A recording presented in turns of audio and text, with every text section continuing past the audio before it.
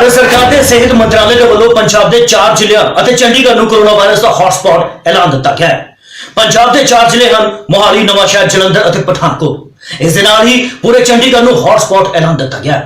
सेहत मंत्रालय ने मुख्त तौर पर भारत के ਜ਼ਿਲ੍ਹਿਆਂ ਨੂੰ 3 ਹਿੱਸਿਆਂ ਦੇ ਵਿੱਚ ਵੰਡਿਆ ਹੈ। पहले विच ਉਹ ਜ਼ਿਲ੍ਹੇ ਹਨ ਜਿਨ੍ਹਾਂ ਦੇ ਵਿੱਚ कोरोना वायरस ਦਾ ਪਸਾਰ ਕਾਫੀ ਵੱਡੇ ਪੱਧਰ ਤੇ ਹੈ, ਉਹਨਾਂ ਨੂੰ हॉटस्पॉट ਦਾ ਨਾਮ ਦਿੱਤਾ ਗਿਆ। ਜੇ ਸੌਖੇ ਸ਼ਬਦਾਂ ਵਿੱਚ ਸਮਝੀਏ ਤਾਂ ਉਹ ਜ਼ਿਲ੍ਹੇ ਜਿਨ੍ਹਾਂ ਦੇ ਵਿੱਚ कोरोना वायरस ਦੇ ਕੇਸ ਦੂਜਿਆਂ ਦੇ ਨਾਲੋਂ ਜ਼ਿਆਦਾ ਸਾਹਮਣੇ ਆਏ ਨੇ। ਸੋ ਪੇਸ਼ ਹੈ ਸਾਡੀ ਅੱਜ ਦੀ ਖਾਸ ਰਿਪੋर्ट कोरोना ਦਾ तांडव। भारत सरकार देश च कोविड-19 की रोकथाम, उसका फैलना रोकना ते उसके प्रबंधन के लिए राज्य केंद्र शासित प्रदेशों के नाल मिल के कई कदम चुक रही है। इन्हां दी नियमित तौर ते उच्ची पद्धरी समीक्षा की निगरानी भी की जा रही है।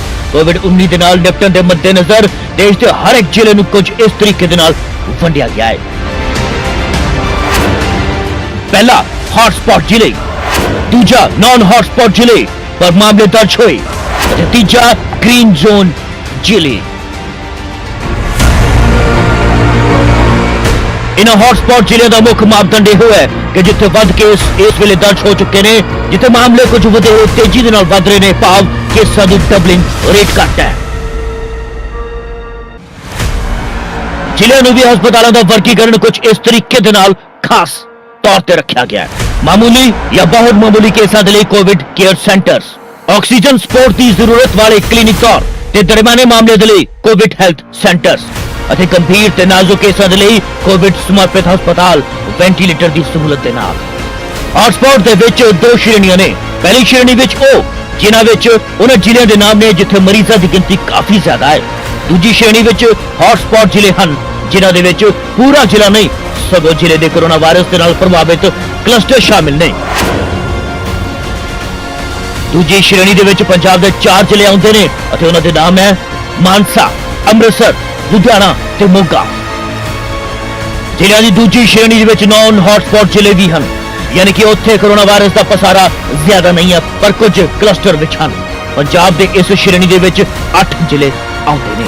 Number 1 Hoshiarpur, number 2 Rupnagar, number 3 Barnala, number 4 Faridkot, number 5 Fatehgarh Sahib, number 6 Sangrur, number 7 Kapurthala, number 8 Patiala, number 9 Shri Muktsar Sahib. जिले की तीजी श्रेणी दे विच ग्रीन जिले हैं, यानी कि वो जिले जिथे कोरोना वायरस का कोई मामला नहीं है। जिहड़े इलाके हॉटस्पॉट हैं उत्थे स्थिति नूं काबू हेठ रखण दे लई खास कार्ययुक्ति बनाई गई है ताकि कोरोना वायरस की कम्यूनिटी स्प्रैडिंग नूं टालिया जा सके।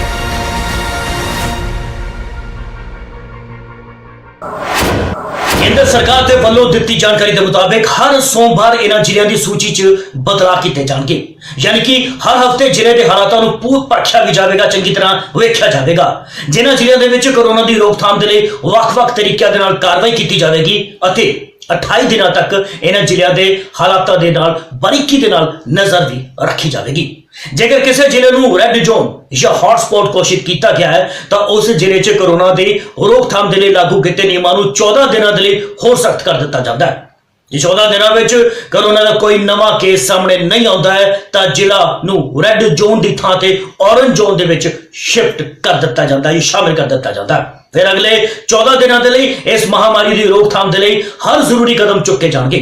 जदों जिले में लगातार 28 दिन तक कोई भी नवा केस सामने नहीं आता है तो उसनूं ग्रीन जोन दे विच शामिल कर दिता जाएगा।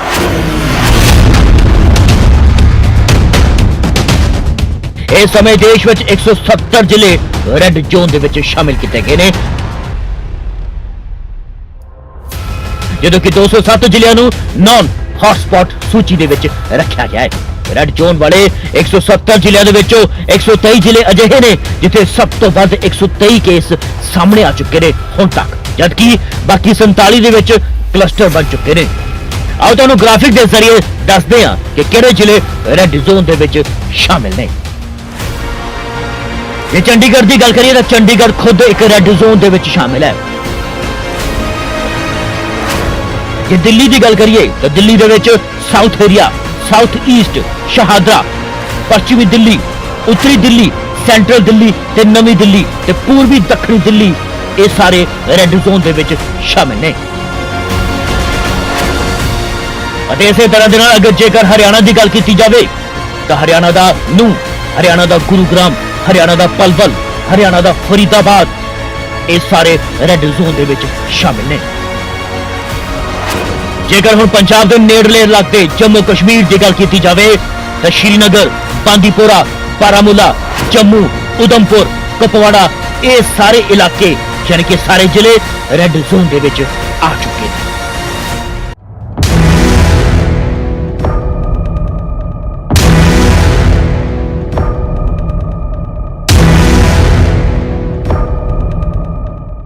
दरअसल भारत में संक्रमण के आंकड़े 12,000 पार कर चुके हैं। दोपहर 3 बजे तक 414 लोगों की जाना जा चुकी है। हर दिन कोरोना संक्रमण को रोकने के लिए भारत सरकार कई रणनीतियां बनाने के दावे कर रही है। इसे कड़ी च सेहत मंत्रालय के वलों प्रेस कॉन्फ्रेंस भी की गई।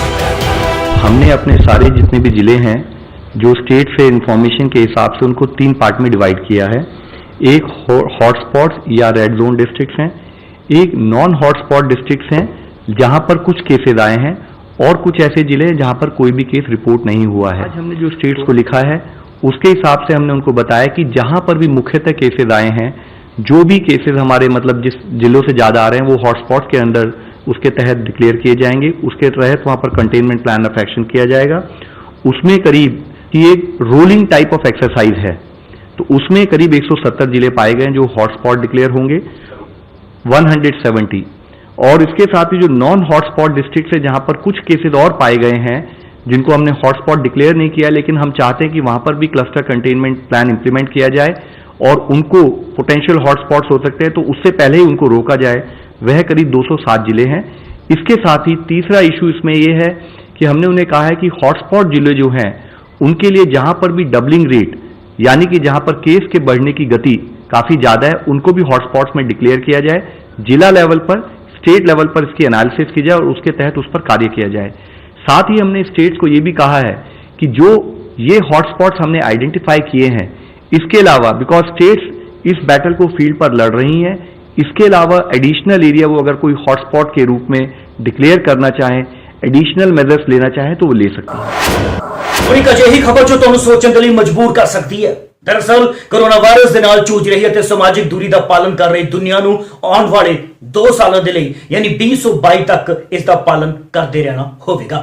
विज्ञानियों का कहना है कि वायरस के खिलाफ जंग च एक पहला पड़ाव है। वायरस नू कमजोर पैंदा देख के लॉकडाउन खुलता है और नियमां नू दरकिनार किया जाता है तो वायरस फिर सरगर्म हो सकता है। जे अजिहा हुंदा है तो फिर तो लखां लोग इसकी चपेट च आ सकते हैं, बुरी तरह के नाल फस सकते हैं। अजिहा विज्ञानियों का कहना दरअसल अमेरिका की हार्वर्ड यूनिवर्सिटी के विज्ञानिकों की खोज हाल च ही साइंस जर्नल च प्रकाशित होया है कि हार्वर्ड यूनिवर्सिटी के T H. Chan school of public health विज्ञानिकों को इस गल का अंदाजा है कि लापरवाही हुई तो वायरस होर भी ज्यादा जानलेवा रूप धारण कर सकेगा। खोजकर्ताओं का यह भी कहना है कि उन्होंने कंप्यूटर मॉडल के जरिए देखा है कि सामाजिक दूरी का सख्ती के पालना होगा ताकि इस वायरस को फिर तो फैलन तो रोका जा सकता है। विज्ञानी इसलिए 2003 च फैले SARS-CoV-1 का हवाला दे रहे हैं। विज्ञानियों का साफ तौर पर मनना है कि वायरस इन्फ्लुएंजा के तौर पर दुनिया च फैल रहा है। इस आधार पर घट्टो घट मौजूदा हालातों को देखते हुए 20 हफ्ते यानी कि 140 दिन तक हर हाल च सावधानी बरतनी होगी। विज्ञानियों का यह भी मनना है कि कोरोना तो बुरी तरह प्रभावित अमेरिका को 2022 तक सोशल डिस्टेंसिंग का पालना सख्ती दे नाल करना होगा या जदों तक इसकी वैक्सीन नहीं बन जाती है क्योंकि दुनिया के होर देशों को इस उत्ते ध्यान देना होगा क्योंकि जिस वायरस की वैक्सीन बनाने का दुनिया भर के वैज्ञानिकों को सफलता अजे तक नहीं मिल पाई है उस लैके किसी भी तरह की लापरवाही भारी पै सकती है। खोजकर्ताओं का यह भी दावा है कि वायरस को फिर तो हावी होने तो रोकने लिए हस्पतालों की बैठ चुकी पूरी व्यवस्था फिर तो पटड़ी ते लियाने समा मिल जाएगा। इसके अलावा लोगों को रोग प्रतिरोधक समर्था च भी बदलाव करना होगा। इस दे नाल आने वाले समय च वायरस तो लड़न के लिए उन्होंने अंदर समर्था बढ़ेगी। खोजकर्ता यह भी कहते हैं कि कोरोना समय समय ते रंग बदलने वाला वायरस है जो बेहद ही खतरनाक है। किसी च इसके लक्षण दिखते हैं और कोई बिना ही इसके लक्षण की चपेट आ जाता है। चीन च हालत सुधार होने तो बाद इसने फिर अचानक वापसी कर ली है। अजिहा कदे भी हो सकता है। अजिहे च इस दोबारा फैलन तो रोकने के लिए सावधानी ही वधिया तरीका है। ਦੂਜੇ ਪਾਸੇ ਚੀਨ ਦੇ ਸਭ ਤੋਂ ਨਾਮਵਰ ਵਿਗਿਆਨੀ ਨੇ ਇਸੇ ਮਹੀਨੇ ਦੀ ਸ਼ੁਰੂਆਤ 'ਚ ਇਹ ਦਾਅਵਾ ਕੀਤਾ ਸੀ ਕਿ ਕੋਰੋਨਾ ਵਾਇਰਸ ਅਗਲੇ 4 ਹਫ਼ਤਿਆਂ ਦੇ ਅੰਦਰ ਭਾਵ 1 ਮਹੀਨੇ ਦੇ ਅੰਦਰ ਖਤਮ ਹੋ ਜਾਣਾ ਸ਼ੁਰੂ ਹੋ ਜਾਵੇਗਾ। ਡਾਕਟਰ ਜੌਨ ਨੌਸ਼ਮ ਦੇ ਮੁਤਾबिक ਇਸੇ ਮਹੀਨੇ ਦੇ ਅੰਤ ਤੱਕ ਕੋਰੋਨਾ ਵਾਇਰਸ ਖਤਮ ਹੋਣਾ ਸ਼ੁਰੂ ਹੋ ਜਾਵੇਗਾ। ਹਾਲਾਂਕਿ ਡਾਕਟਰ ਨੌਸ਼ਮ ਦਾ ਇਹ ਵੀ ਦਾਅਵਾ ਸੀ ਕਿ ਚੀਨ ਦੁਬਾਰਾ ਇਸ ਵਾਇਰਸ ਦੇ ਨਾਲ ਸੰਕਰਮਿਤ ਬਿਲਕੁਲ ਨਹੀਂ ਹੋਵੇਗਾ, ਪਰ ਇਹ ਬਿਮਾਰੀ ਚੀਨ 'ਚ ਫਿਰ ਦਸਤਕ ਦੇ ਚੁੱਕੀ ਹੈ, ਫੈਲ ਰਹੀ ਹੈ। ਸੋ ਸਵਾਲ ਵੱਡਾ ਇਹ ਹੈ, ਜ਼ਹਿਨ 'ਚ ਬਾਰ-ਬਾਰ ਉੱਠਦਾ ਹੈ ਕਿ ਕੋਰੋਨਾ ਕਦੋਂ ਖਤਮ ਹੋਵੇਗਾ। ਜਨਤਾ ਹਾਰਵਰਡ ਯੂਨੀਵਰਸਿਟੀ ਦੇ ਵਿਗਿਆਨੀਆਂ ਦਾ ਕਹਿਣਾ ਮੰਨੇ ਜਾਂ ਡਾਕਟਰ ਜੌਨ ਨੌਸ਼ਮ ਦਾ।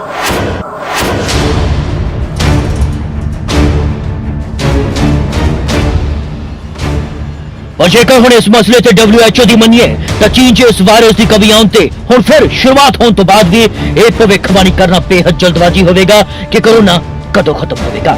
ਇੱਕ ਰਿਪੋर्ट ਦੇ ਮੁਤਾबिक WHO ਦੇ ਮਹਾਨਿदेशक ਟੈਡਰਸ ਨੇ ਸਾਫ਼ ਕਹਿ ਦਿੱਤਾ ਸੀ ਕਿ ਇਹ ਮਹਾਮਾਰੀ ਅਜੇ ਕਿਸੇ ਵੀ ਦਿਸ਼ਾ ਵੱਲ ਵੱਧ ਸਕਦੀ ਹੈ। ਬਹਰਾਲ ਇਸ ਸਭ ਦੇ ਵਿੱਚ ਰਾਹੁਲ ਗਾਂਧੀ ਵੀ ਸਾਹਮਣੇ ਆਏ ਅਤੇ ਉਹਨਾਂ ਨੇ ਆਪਣੇ ਸਾਫ਼ ਸ਼ਬਦਾਂ 'ਚ ਸਰਕਾਰ ਨੂੰ ਸੁਨੇਹਾ ਦਿੱਤਾ ਹੈ।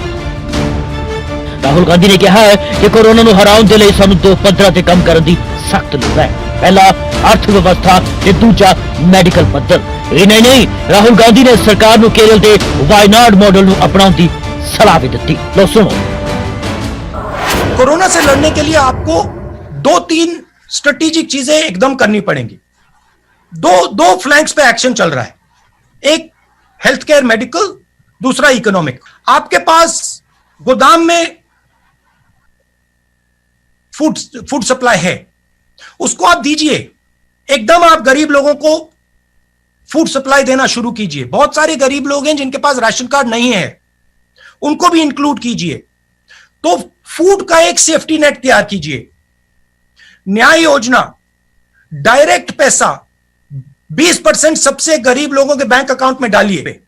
डिजीज साइट पे आप लॉकडाउन के बाद आपकी एग्जिट स्ट्रैटेजी क्या होगी, आपकी टेस्टिंग स्ट्रैटेजी क्या होगी, आपकी मेडिकल स्ट्रैटेजी क्या होगी, आप पीएचसीज को, हॉस्पिटल्स को रैंप अप कैसे करोगे, क्योंकि आपको वो लॉकडाउन खुलने से पहले करना पड़ेगा, क्योंकि लॉकडाउन के बाद डिजीज का अपटेक होगा, डिजीज बढ़ना शुरू हो जाएगी, तो आपको अग्रेसिवली उसको काउंटरैक्ट करना पड़ेगा। तो मैं कह रहा हूं कि ये डिलेड एक्शन नहीं होना चाहिए, ये इमीडिएट एक्शन होना चाहिए।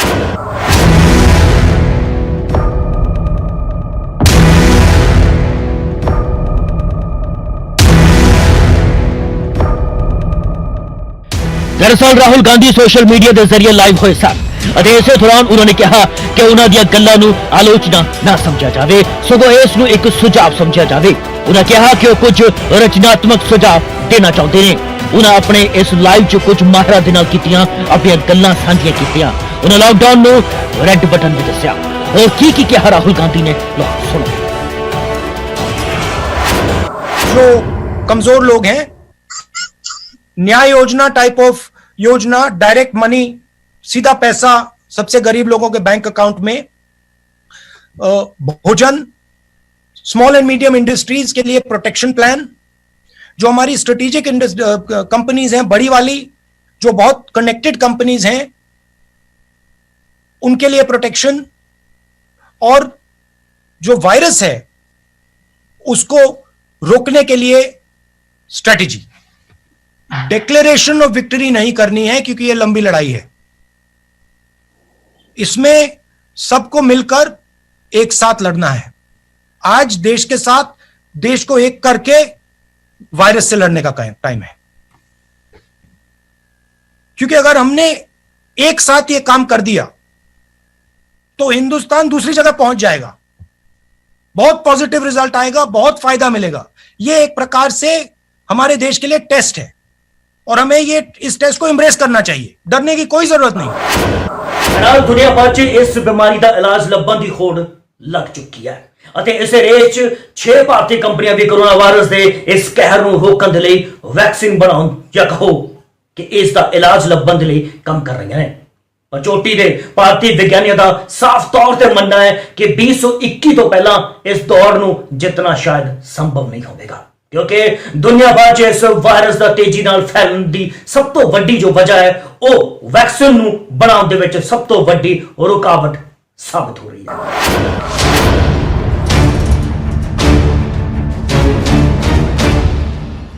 कोरोना वायरस विश्व के 19 ਲੱਖ ਤੋਂ ਵੱਧ ਲੋਕਾਂ ਨੂੰ ਆਪਣਾ ਸ਼ਿਕਾਰ ਬਣਾ ਚੁੱਕਿਆ ਹੈ। ਜੀ ਹਾਂ, 19 ਲੱਖ ਲੋਕਾਂ ਨੂੰ, ਜਦੋਂ ਕਿ 1.26 ਲੱਖ ਤੋਂ ਵੱਧ ਲੋਕ ਇਸ ਵਾਇਰਸ ਦੇ ਕਾਰਨ ਆਪਣੀਆਂ ਕੀਮਤੀ ਜਾਨਾਂ ਗਵਾ ਚੁੱਕੇ ਨੇ।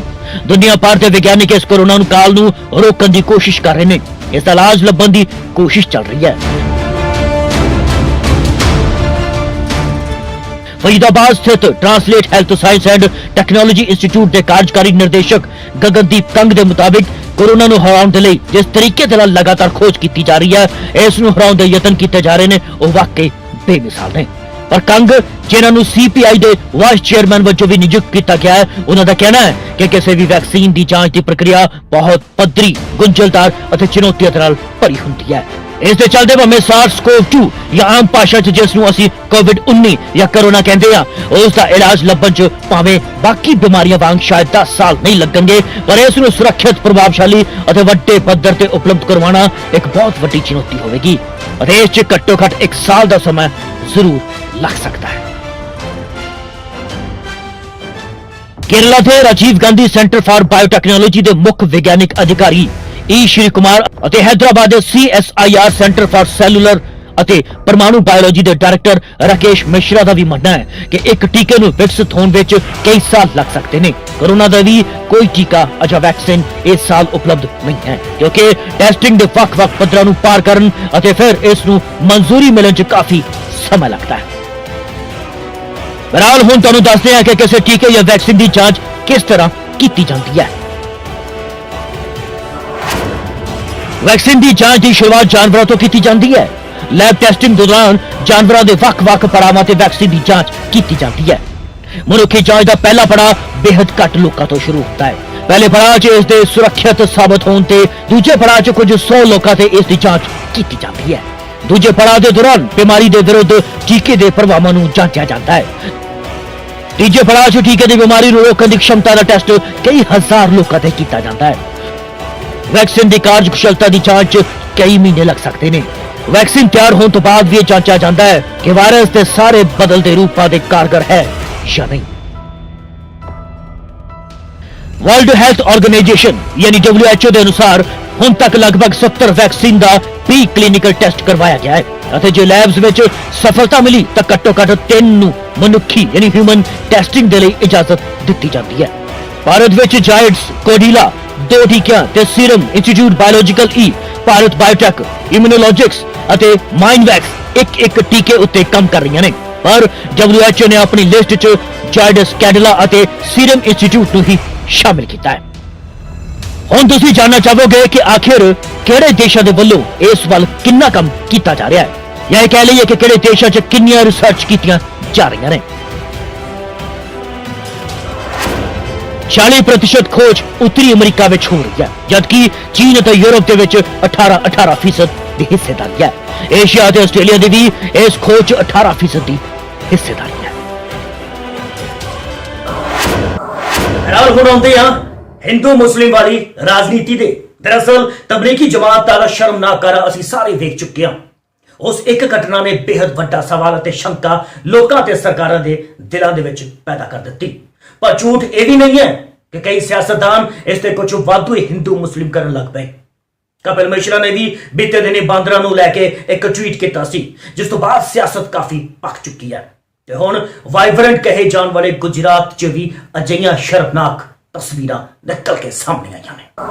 दरअसल अहमदाबाद हॉस्पिटल च कोरोना के मरीजों के ਵੱਖ-ਵੱਖ वार्डां विच हिंदू मुस्लिम धर्म के आधार पर इलाज किया जा रहा है। अहमदाबाद सिविल अस्पताल में हिंदू ते मुस्लिम मरीजों के लिए ਵੱਖ-ਵੱਖ वार्ड यानी कि COVID-19 के वार्ड बनाए गए हैं और धर्म के आधार पर कोरोना वायरस नाल पीड़ित मरीजों और शक्कियां के लिए ਵੱਖ-ਵੱਖ वार्ड बनाए गए हैं। दस्सिया भी जा रहा है कि सरकार के फैसले के अनुसार दोवां भाईचारे के मरीजों को ਵੱਖ-ਵੱਖ रखने के लिए यह प्रबंध किया गया है। एक अंग्रेजी अखबार ने अपनी रिपोर्ट के विच एक बड़ा खुलासा किया है। अखबार की इस रिपोर्ट में मेडिकल सुपरडेंट डॉक्टर गुणवंत H राठौर के हवाले तो कहा गया है कि इत्थे हिंदू ते मुस्लिम मरीजों के लिए ਵੱਖ-ਵੱਖ वार्ड बनाए गए हैं। ਇਸ ਤਰ੍ਹਾਂ ਹਸਪਤਾਲ 'ਚ ਕੁੱਲ ਕੋਰੋਨਾ ਵਾਇਰਸ ਮਰੀਜ਼ਾਂ ਦੇ ਲਈ ਅਜਿਹੇ 1200 ਬੈੱਡ ਤਿਆਰ ਕੀਤੇ ਗਏ ਨੇ। ਹਾਲਾਂਕਿ ਉਪ ਮੁੱਖ ਮੰਤਰੀ ਅਤੇ ਸਿਹਤ ਮੰਤਰੀ ਨਿਤਿਨ ਪਟੇਲ ਨੇ ਇਸ ਘਟਨਾ ਦੀ ਜਾਣਕਾਰੀ ਹੋਣ ਤੋਂ ਸਾਫ਼ ਇਨਕਾਰ ਵੀ ਕਰ ਦਿੱਤਾ ਹੈ। ਰਿਪੋਰਟ ਦੇ ਅਨੁਸਾਰ ਇੱਕ ਮਰੀਜ਼ ਨੇ ਕਿਹਾ ਕਿ ਐਤਵਾਰ ਰਾਤ ਨੂੰ ਫਸਟ ਵਾਰਡ A4 ਵਿੱਚ ਦਾਖਲ 28 ਮਰੀਜ਼ਾਂ ਨੂੰ ਬੁਲਾਇਆ ਗਿਆ ਅਤੇ ਦੂਜੇ ਵਾਰਡ ਯਾਨੀ ਕਿ C4 ਦੇ ਵਿੱਚ ਸ਼ਿਫਟ ਕਰ ਦਿੱਤਾ ਗਿਆ। ਉਹਨਾਂ ਕਿਹਾ ਕਿ ਸਾਨੂੰ ਨਹੀਂ ਦੱਸਿਆ ਜਾਂਦਾ ਕਿ ਕਿਉਂ ਸ਼ਿਫਟ ਕੀਤਾ ਜਾ ਰਿਹਾ ਹੈ। ਉਸ ਸਮੇਂ ਜਿੰਨੇ ਵੀ ਮਰੀਜ਼ ਸ਼ਿਫਟ ਕੀਤੇ ਗਏ ਸਨ ਉਹ ਸਾਰੇ ਇੱਕ ਹੀ ਭਾਈਚਾਰੇ ਦੇ ਸਨ। ਉਹਨਾਂ ਕਿਹਾ ਕਿ ਜਦੋਂ ਇਸ ਬਾਰੇ ਆਪਣੇ ਵਾਰਡ ਵਿੱਚ ਡਿਊਟੀ ਕਰ ਰਹੇ ਸਟਾਫ ਨੂੰ ਪੁੱਛਿਆ ਤਾਂ ਉਹਨਾਂ ਕਿਹਾ ਕਿ ਇਹ ਕਦਮ ਦੋਵਾਂ ਧਰਮਾਂ ਦੇ ਮਰੀਜ਼ਾਂ ਦੀ ਸਹੂਲਤਾਂ ਨੂੰ ਧਿਆਨ ਵਿੱਚ ਰੱਖਦੇ ਹੋਏ ਚੁੱਕਿਆ ਗਿਆ ਹੈ।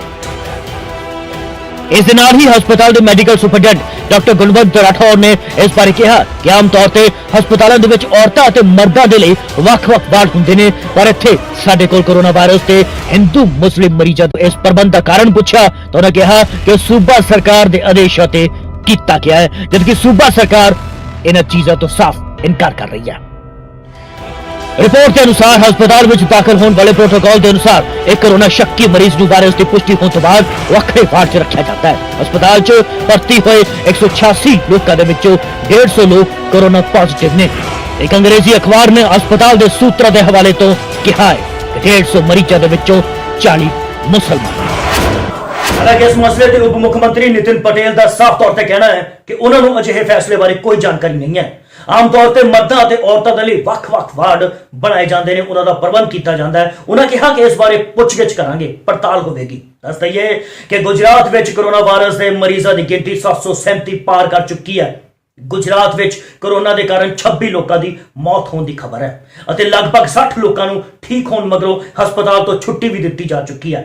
ਸੋ ਕੁੱਲ ਮਿਲਾ ਜੁਲਾ ਕੇ ਗੱਲ ਕੋਰੋਨਾ ਦੀ ਸਾਡੀ ਤੁਹਾਨੂੰ ਸਭ ਨੂੰ ਇਹੋ ਅਪੀਲ ਹੈ ਕਿ ਘਰਾਂ 'ਚ ਰਹੋ, ਸੁਰੱਖਿਅਤ ਰਹੋ।